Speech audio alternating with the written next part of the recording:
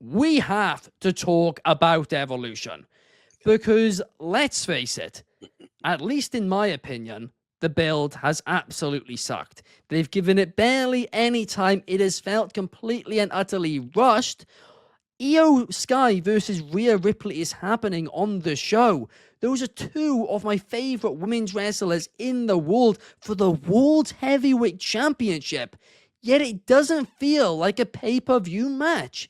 They haven't really done enough to tell that story, and the same can be said for pretty much every match on that card. Trish Stratus, Tiffany Stratton, and there's not really a story there. In the words of Clark, what are we doing here?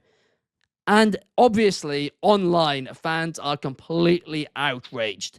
And there's a big conspiracy going around that WWE are trying to sabotage the event so they don't have to do an Evolution 3. Basically, the same argument that Mickie James made in 2021 about Evolution 1. I personally don't buy that. I just think they've got too many events at once. But Clark, I want to hear your take. Woof, is this one complicated? I said it before on this very program that Evolution 2 should have been treated like the Olympics. It only happens every 4 years. You need to make a bigger deal out of it. The narrative when the date was booked, before a single match was booked, was about going after All In and All In Weekend. It was kind of den upon arrival here.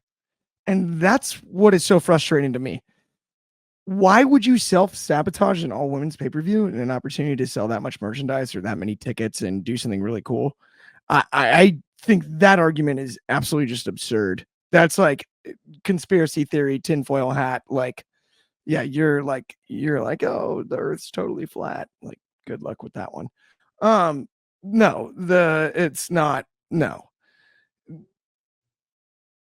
but it's not very good either. The way it's been booked and where it's located, the way it's placed in the schedule, the timing of it, all of it, they have missed. Multiple things can be true at once. That part of it, that's just the deal. It's worst case scenario there. Here's the thing. Whether it was self-sabotage or just a mess up, we should still probably have an Evolution 3. It's an established brand, and we are all still excited about it. That's why we continue to talk about it. It's annoying that they don't do it more often than they have. It's not even on the schedule. So I don't see a scenario where it makes any sense for the WWE to step on their own toes. I think they did it on accident this time. I don't think they're trying to sabotage, but I also don't think it's, by accident. I mean, you'd have to be the biggest idiot on planet Earth to book this many PLEs so close together and not expect this to happen. It's dreadful. It's silly. It was what it seemed like is a veiled attempt to make it look like we don't even look at our competitor. But then they forgot that their entire fan base does in some ways and is aware of that. Maybe not all of it, but most of it. We're all aware of what's going on, right? They thought like, whoop, we slide this over everybody's heads. No, I don't know whose idea it was to do it this weekend.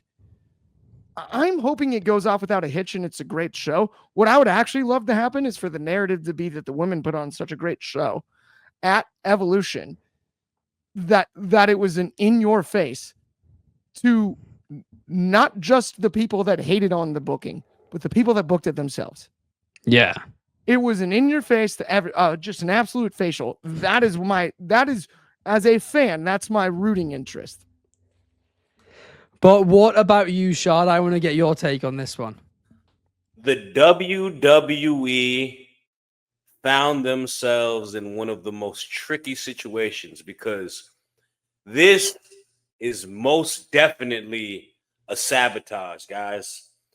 This, in the words of the Beastie Boys, is a sabotage because was this a purposeful sabotage? No, but this was inadvertently a sabotage by them because they set themselves in a very, very tough situation. these guys and girls, more so whoever run it up top, decided to make it a bit of a situation where it's the whole counter programming aspect. It's to go and make a big deal on a weekend that is against your competition. But what they did is they set competition amongst themselves. You're putting 3 shows in one area. You're booking 2 shows back to back in the same venue. How in the world do you expect for that show to be booked and brought in with a lot of excitement when you're booking for another show, and then you're booking for another show, and then you're booking for a show next month? WWE has oversaturated themselves. They don't need to worry about the competition. They need to worry about what's within. They need to look in the mirror and look at their business practices, because newsflash, there's no momentum if there's no reason to watch it. You have an entire card booked for women's wrestling, but you only book women for 1 match of show, 2 segments of show. How are you going to make a build for that? Like, get out of here with that nonsense. And the issue that comes within this is the finger with this ugly, ugly, ugly world that we live in is going to point it on women's wrestling. And you set the women up to fail in that situation. When you add no fire into a storylines, when you add no reason for people to be excited for a show, when you don't give us a reason at all, people are going to be like, well, it's because women's wrestling isn't a draw. And this is why they only get this amount of time on a weekly basis, which is utter BS. Io Sky and Rhea Ripley can be a main event at any time on a WrestleMania, on a Royal Rumble. Like, they should be a big time match. Trish Stratus is a bigger deal than most of the men on the roster right now. You know, she's an icon. If I ask my buddies, you know, Trish Stratus, they're gonna be like, yeah. Oh, do you know Seth Rollins? Never heard of him. You know what I'm saying? Like, they don't make it a reason for that reason, and that's the issue for it. So yeah, it's gonna get swept under the rug. People gonna look at it as a failure, and they're gonna blame women's wrestling on it when it's not the reason. It's the WWE. They only have themselves to blame on this. Will the show be great? Absolutely. Look at the card. Look at the talent on the card. My goodness, it's gonna be way better than the first one. But will it be a success by metrics and all that? Probably not. I've got to be honest, I think you are 100% correct on that. And it sucks. It sucks to say, it really does. Garrett says Rhea and Io shouldn't be the main event. And unfortunately, I agree. Because it hasn't been built as such, whereas the Women's Intercontinental Championship has. But to Shad's point, that match could main event a WrestleMania. That's not an exaggeration. Tiffany and Trish could be a main event too. Like, there's a lot of matches on that could be main events. Like, those 3 matches in particular. I mean, hell, even the women's tag match. You talk about the Judgment Day. You talk about the story with Liv Morgan and Roxanne Perez coming in. You talk about Asuka's return. Talk about NXT. What? Like, this is like more than enough star power on the card. That, like, oh my it's goodness. It's an absolute joke. I don't understand how a card so stacked can be so badly built. That's the worst part about it. But Soul says, and this is the note we will leave it on, it's going to be the lowest attended PLE since Stomping Ground in 2019.